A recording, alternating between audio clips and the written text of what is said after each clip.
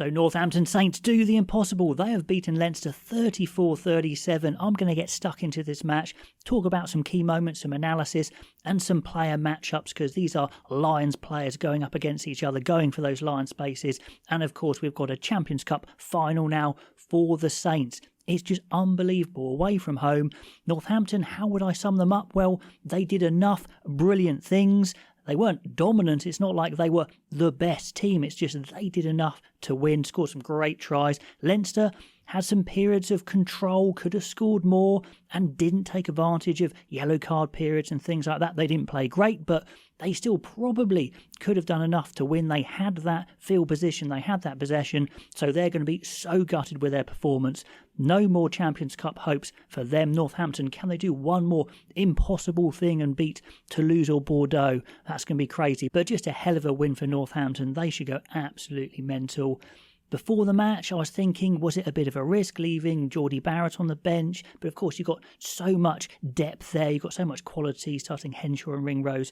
They're quality players. So that was Leinster's strength, leaving that strength on the bench because that's what they've got. But it wasn't enough in the end. They rolled it on pretty early, actually.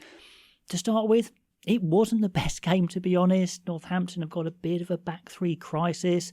You've got young Tom Litchfield, who's more of a centre and wasn't great, to be honest, struggled at times. James Rahm is a good player. I mean, he knows what he wants to do, but he doesn't have that pace, that power. So they're a little bit lightweight in the back three. But it was a slow start for both sides. Some poor tactical kicking. Prendergast and Lowe, their kicking wasn't on point. Saints couldn't get their launch plays going, which is one of their normal best points, so no one can really take advantage. There was a good charge down on Kemeny, too low on the kick again from Prendergast, but Saints can't capitalise on that. But eventually we do get the first flash of class from a sloppy beginning, and it's from Saints. It's a brilliant out-to-win line from Finn Smith. He's not going massively quick, but it's just a great line as it leaves Van der Fleer and McCarthy for dust, and Freeman gets up in support, calls for the grubber, and it's perfect, and he outpaces Lowe for a brilliant opening try. So flash of genius from Smith and Freeman there. Now, are they booking their Lions tickets with that sort of play? It's certainly very impressive, 0-7. But my point is that doesn't really kickstart Northampton. They still can't get into their flow. They still can't take their high balls. They can't get their launch plays going. So it's not amazing, but it's a great try.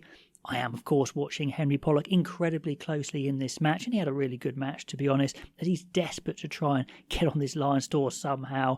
It's still a long shot, but he had a good match, taking some good high balls. He was a bit over-enthusiastic sometimes.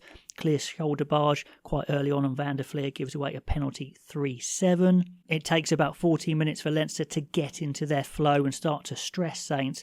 And Saints do leak penalties in this game. It's not like they were very clean. I thought they might lose it by just giving away too many penalties. They hold on in the end. A big player who should have been a big player for Saints is Augustus, and he didn't have a great game, to be honest. He's making mistake after mistake and not a good game for him. So a few players not quite standing up fully for Saints, but they still do enough. Then we get the first try from Leinster, and it's really sharp off the scrum free kick. Gibson Park, sharp as attack, out to Prendergast, lovely long pass off his left hand to O'Brien, and Litchfield is really in no man's land, not doing great on the wing there. It's an easy run in, so 8-7. Leinster take the lead, and Saints just can't string their basics together. They can't retain the ball without giving away penalties. It looks like it might get them behind in this game, but luckily they do have enough world-class players in there. Tommy Freeman is one of them, and Finn Smith. Once again, it's Freeman beating Porter and Sneyman to gain 40 metres, and Smith prods the ball in behind for a really nice 50-22. They just get a penalty off it, but they stay in the lead. So 2 flashes of brilliance for Saints in the first 20 minutes is enough. Hugo Keenan is a class player, takes a couple of really good attacking high balls, and Leinster start flicking the ball out of the tackle. I count about 6 out of the back of the hand offloads, and they're starting to create that chaos that they thrive on. Josh Van der Fleer taking a pop off the ground by Deegan, and I have to say, I don't like players being allowed to pop off the ground so late. It should be immediate, but that's just the game of rugby at the moment, so a bit of sour grapes for me as a Northampton English fan. But anyway, that's the first try. There's Van der Fleer wrapped around nicely, 15-10, and we get a sin bin for Langdon, which doesn't help. But a third flash of brilliance for Saints. They're just doing enough. Henry Pollock knows he's got to do something special in this game for Saints to win, because they don't have the team really to compete. So he hits a flat, hard line, seriously flat, seriously fast, and Mitchell just about gets the ball to him, and he catches it behind him, and he roasts Porter and Snyman again, and he gasses around the outside of Prendergast for a top finish. And Sam Prendergast's speed isn't really his best attribute, but it's still a really good finish from Pollock. That's what he can do. If he does go as a bolter on the Lions tour, that's what he's going for. I thought his work rate was good. He was doing some good bits and pieces, some good tackles, but it's that speed that really sets him apart. So 15-7, again, doing enough to stay ahead. And with 5 minutes to go, it's Saints that click into gear for the first. And with 5 minutes to go, Saints finally click into gear for the first time with some good team attack with 2 quick fire tries. The first one's a lovely off the training park move, front ball to Pollock off the line out, nicely set up. They set the phases going. Pollock's involved again with good hands, and then it's just lovely hands from Smith to Freeman for a free run in, and it's just great play. Rams involved as well. Perfect training ground move. 15-22. And just before half-time, a real killer blow here. Well, in the context of the match, it was a killer blow. Tommy Freeman, world-class, just gets enough on the chase with the tap back, and then he gets the ball back from Augustus, which is probably the only good thing Augustus did in the game. Poor lad, didn't have a great one, but Freeman has enough gas to go the length and get the score. So 15-27, crazy stuff there. Now, who'd have thought they'd be ahead at half-time? The second half starts with Leinster desperate to get back in the match, a bit too desperate, making some mistakes, bad pass from Gibson Park, but then James Lowe comes to the party with a really good banana kick, 50-22, and it gets a line-out chance, early drive from Saints, and they're just giving away these silly penalties. It's something that was really troubling them, and it was a nice tap penalty routine, Van der Fleer taking, all the forwards shifting out to the right. Doris has got some support. Augustus and Pollock can't quite get their tackles lined up. Maybe a bit too easy, but it's a nice try. 22-27. Saints are making a poor start to the half. Second row man of Vanua gets stripped far too easily by Doris, and he prods a 50-22. So Leinster are really getting going at this time. I mentioned James Rahm knows what he's doing, but doesn't have the pace and power to get out of trouble.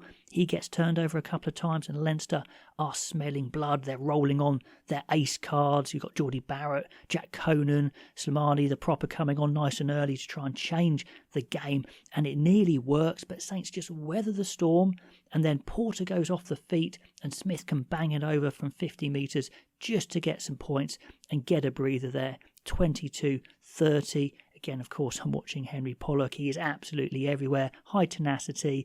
Does concede a few metres in the tackle, can go a bit high. Just reminds me of the exclusive interview we had with him on this channel during the Under-26 Nations, where he told us he was working on his types of tackle and when to choose them. So maybe just a little work on there, but he's absolutely everywhere. Snyman, he's a big player for Leinster, but didn't have a good game. Fumbling a lot, not making the impact. Fumbles and offload a minute later in a really dangerous position. So just things like that were stopping Leinster taking full control of this game, as the Saints' basics are really killing them, to be honest. They can't secure clearances from a number 8 pick. A monstrous maul gets a second Leinster try of the half, 27-30, and it just feels like it might be too much for Saints. And quite literally, just as I'm writing this, Saints finally get some control of the ball and retain phases, which they really hadn't done the whole game. Quite ironic, because I was literally just writing that. They just retain the ball, and eventually through sheer weight of numbers, they get a mistake. Hugo Keenan, of all people, steps in, and I think it's him and McCarthy take the same man, and then out the back ball from Pollock, and it's on out wide as Ram just has a stroll in. So a real muck-up from Leinster there. They'll be gutted with that defence, because it wasn't special attack, it was just ball retention. Smith nails a vital conversion. Prendergast did miss a couple as well. 27-37, and a vital score. It looks like Saints, maybe they'll hold on. And then a huge moment in the game. James Lowe actually overcooks a kick badly into touch, but Josh Kemeny has just caught Slimani chin first. He dips a bit, so it's not the worst one, but it's at least a yellow, so he's out for pretty much the rest of the game. I think he comes on just before the end, but that's a bad one. As against Leinster, you think that's going to be too much. O'Brien makes a half break, and you think this is really dangerous. Then we see the tap penalty again with a second variation. Nicely done. All the forwards again shift to the right, but then it's a rewind to the backs to the left. They've got the extra man. They exploit it lovely. Low scores. 34-37, and a good wide conversion from Prendergast. Now, with 10 minutes to go, Saints are a little bit out on their feet, but they make a good tactical call to go to the skies, to chase the kick, to keep it tight. It nearly works for a bit until Geordie Barrett comes up with a brilliant maul offload. Augustus has been costly all game and gives away a late tackle penalty, and you think, oh man, this is it now. It's just too late. 5 minutes to hold on. They need something massive. There's a maul chance from 5 metres for Leinster, which you'd expect them to score, but brilliant counter drive from Saints pushes them back 5 metres, and then Alex Coles gets that miracle turnover. Maybe a little lucky with Pollock hands on the ground. The ref could have given it, but some fine margins there as they escape, and they have one more chance to save the game as Leinster pour on again. Nice handling, it has to be said, from the likes of Baird as they try and work the ball around, exploit the extra man, and it's just pure chaos as Lowe does work the extra man, and it's Josh van der Fleer, and you have Freeman screaming across, collides with him, huge collision, just about stops van der Fleer. That was epic. Coles plays it on the floor, so he gets a yellow, so they get another penalty chance. Do they go to the maul or the tap penalty? This is one that Leinster fans will be screaming at. Maybe they should have done the maul potentially, because I'm wondering at this point, surely they've got another tap penalty variation here. But no, they go back to variation 1, just hit Doris and the forwards, so Saints can read it, so they make a good hit. They pile all their forwards in because it looks like they know where it's going, and they get the turnover from the ruck. Crazy stuff, kick it out behind, get the win, 34-37. Amazing scene. So, Lions-wise, who stood up? Well, we had the battle, of course, Van der Fleer versus Pollock, and I think it was fairly even. Pollock showing what he could do, Van der Fleer having a pretty good game as well. Van der Fleer's going. Pollock, is he good enough to go? Yeah, I think so. I think he'd be exciting. Would you like to see him playing for the Lions? I think you would, but then if he didn't go because he's only just burst onto the scene, I think you'd say fair enough as well, but I think he did what he needed to do. Prendergast versus Finn Smith, honours even. Well, Finn Smith won the game, so I guess up for him, but they could both go, or does one of them go? No, definitely a few mistakes. I'd say a few more mistakes from Prendergast, but no, still good play there from both of them. Maybe attacking-wise, as a runner and a tackler, you give it to Finn Smith, so we'll give it slightly up to Finn Smith there. We know that Gibson Parker's going, and he had some decent touches, although one bad pass, I'd say.